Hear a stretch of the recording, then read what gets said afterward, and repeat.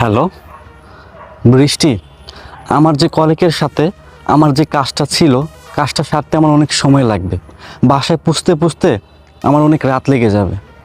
হ্যাঁ, আচ্ছা ঠিক আছে, আমি কাজটা সেরেই আমি রাতেই বাসায় যাব।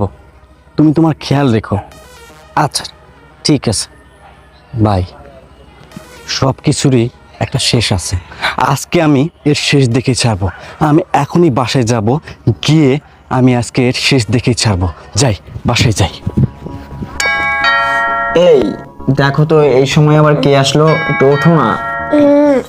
এই একটু ওঠো, দেখো কে আসছে। কে আসলো? আচ্ছা দাঁড়াও।